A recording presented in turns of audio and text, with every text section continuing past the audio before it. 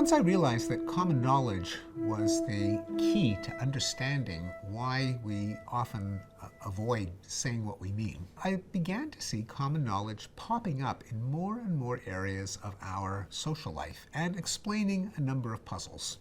And one of them brought me back to a lesson in Jewish Sunday school from when I was 10 or 11 of Maimonides' ladder of tzedakah, of righteousness or charity. Maimonides being the great medieval Jewish philosophy in the Arab Empire of the time. Maimonides argued that the righteousness of a person who gives to the poor cannot just be judged by the amount of money that he gives. Now, if you're a utilitarian moral philosopher, you'd say, well, morality just consists of increasing welfare or utility or happiness, and the more money you give, the better a person you are. Maimonides denied that, and I think he tapped into our intuitions when he said there are different degrees of righteousness. There's a ladder, and he had 8 rungs of the ladder. The highest rung was when you teach someone a trade or give them a loan to start a business where they don't even need charity in the future. But the other rungs depended on levels of knowledge. And he said that one of the worst kinds of charity is when there is common knowledge, when a rich person puts money into the hands of a poor person. I mean, it's better than nothing, but it's not so righteous. A little bit better than that would be if, for example, the rich person threw money behind him for the poor person to pick up, where the rich person would never know who the beneficiary is. A little bit better than that would be when the roles were reversed. When, say, the rich person left a donation on the doorstep of a poor person, so the rich person would know who the poor person was, but the poor beneficiary would not know who the rich donor was.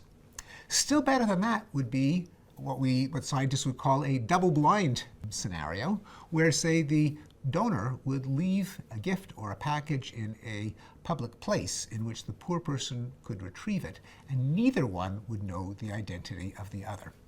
So according to Maimonides, it isn't just the benefit that matters in terms of moral value, it's the states of knowledge of the donor and the beneficiary. Common knowledge, worst, double-blind, best. Well, this is kind of a puzzle, especially if you have a utilitarian mindset. Benefit is benefit. Why should the poor person care as long as they've got enough money to eat? Here's a possible solution. When we esteem someone, when we value them, we think about how good they would be as an altruistic partner. We all give and take. One hand washes the other. You scratch my back, I'll scratch yours. That's kind of the glue of social life. But some people are more generous than others. Some people will drive a hard bargain and will do the bare minimum to get something in return. Others have more generous terms. And as we decide who we want to affiliate with, who we want on our side, who we want in our foxhole, we're always mindful of signs that the person is just generous in their bones. Now, no one is completely generous, but some are more generous than others. And we look for the person who isn't always calculating, well, what's in it for me? And in making that character judgment, knowledge matters. Because with a common knowledge gift, the person giving the gift is in a position to demand repayment when the time comes. Like in the famous opening scene of The Godfather, in which Vito Corleone says, someday, and that day may never come, I will ask you to perform a service for me.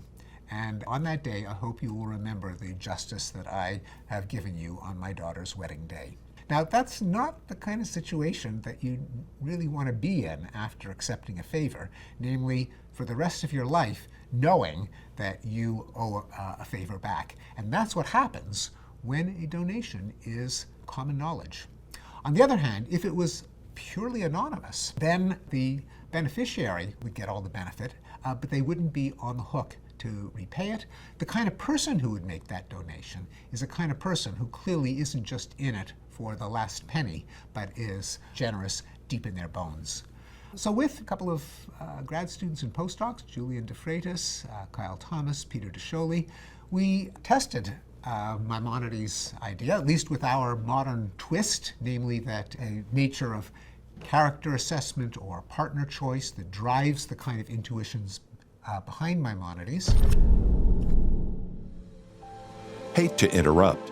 Wouldn't you prefer uninterrupted indulgence? Head to findqualia.com to access the entire series by the genius Steven Pinker, completely ad-free. Dreamed up a fictitious scenario. There's a family in need. There's a donor. He has the opportunity to help the family with a food package, but he can either ask to see their photo, send a photo, they can exchange photos, or they can give photos to the charity where the donor can see the beneficiary's photo, the beneficiary can see the donor's photo, but neither knows that the other one knows that they have it. And we ask people to judge just how generous are these people? How deserving would they be of a prize, say? And we found that Maimonides got it almost right. It is certainly true that people had the least charitable judgment of the common knowledge donor, the one who made sure that the beneficiary knew who he was. They had the highest esteem for the double-blind donor, the one who gave without any possibility of demanding repayment. Maimonides didn't quite get it right in his scenario of the rich person who had coins in his cloak that poor people could pick out behind him or that he threw over his shoulder, where the beneficiary knew the donor and not vice versa. People thought that that wasn't quite as generous as leaving the food on the person's doorstep. And it's easy to see why. What Maimonides probably didn't take into account was there is something kind of demeaning about following a wealthy person and picking coins out of their robes, because it really means that you don't have a relationship with that person. And we found that the people judging that kind of asymmetrical situation thought that it was demeaning too, even though they agreed with Maimonides about the top and the bottom of the scale. And we were tickled to see that another great Jewish thinker, Larry David, had pondered the same kind of dynamics in a well-known episode in his comedy program Curb Your Enthusiasm, where the same trade-off between benefit and anonymity in charitable donations was played off. In this scenario, Larry David donates money for the wing of an environmental organization that is named after him.